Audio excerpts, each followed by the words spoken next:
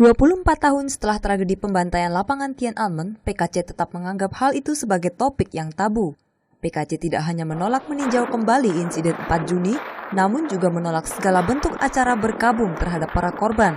Namun seiring berkembangnya media sosial, informasi tersebut sulit disembunyikan dan dikendalikan.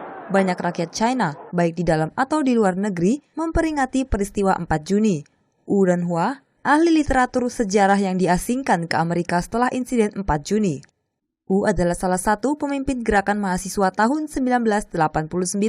Dia juga seorang guru yang bergabung dalam aksi protes itu. Setelah lulus dari Universitas Peking, ia bekerja di Universitas China jurusan Ilmu Politik dan Hukum sebelum tahun 1989. Wu berkata, sejak PKC berkuasa pada tahun 1949, banyak rakyat yang terbunuh oleh kampanye politik yang kejam. Ada 2,46 juta rakyat ditembak mati selama penindasan gerakan anti-revolusioner. Jutaan orang meninggal selama revolusi kebudayaan. Namun ia menekankan tidak ada bukti dokumen yang tersisa. Sebagai saksi langsung peristiwa itu, ia sulit menerima bahwa ada banyak fakta terkait insiden 4 Juni disembunyikan. Setelah 24 tahun, banyak anak muda, khususnya setelah generasi 90-an, tidak mengetahui kebenarannya. Mereka berada di bawah blokade informasi PKC dan pengaruh media membalikkan mana yang salah, mana yang benar. Ada daftar nama para pelaku, yang terdiri dari para prajurit yang berasal dari pasukan darurat militer. Sampai saat ini ada 3.000 nama prajurit yang terlibat insiden 4 Juni masuk dalam daftar itu, termasuk nama pasukan, pangkat, dan pekerjaan mereka saat ini. Wu Renhua juga menyelidiki ada 3 tank yang mengejar sekelompok mahasiswa yang kabur dari lapangan Tiananmen pada pagi harinya. 11 orang tewas di tempat dan puluhan mahasiswa lainnya terluka. Tank tersebut bernomor 106. Selama proses penyelidikan, saya sempat memperoleh nama prajurit tank. Ia adalah Wu Yanhui. Akhirnya setelah melacak, saya tahu ia adalah penembak kedua dalam tank itu. Selanjutnya, Wu Renhua juga mempublikasi nomor seluler milik prajurit itu di internet. Timbul kehebohan saat sebagian warga mengontak nomor itu dan melaporkan hasilnya di internet.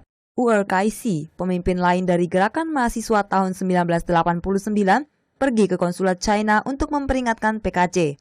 Ia berkata saat ini ada banyak rakyat China yang tidak takut pada PKC. Setelah 24 tahun kami ingin mendapat hasil. Hasil di sini maksudnya mengenali siapa pelakunya. Di saat bersamaan kami akui hanya yang tak bersalah dan tanpa takut yang membantu kami mengemban tanggung jawab. Jangan takut pada rejim PKC. Komentator Lin Qixu berkata ia masih kecil ketika insiden 4 Juni terjadi. Tapi ada beberapa kenangan.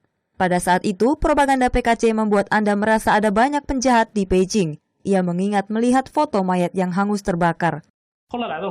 Setelah datang ke luar negeri, saya melihat banyak kisah nyata dari insiden 4 Juni. Perasaan saya sulit dilukiskan. Saya merasa ditipu oleh PKC. Media daratan menerbitkan beberapa gambar mainan saat perayaan Hari Anak-anak. Ada gambar yang menunjukkan mainan seorang pria menghentikan tank. Meniru saat Wang Weilin menghentikan tank-tank itu sendirian. Ini bukti bangsa China tidak pernah lupa kejahatan PKC. Bangsa China tidak ingin generasi berikutnya melupakan.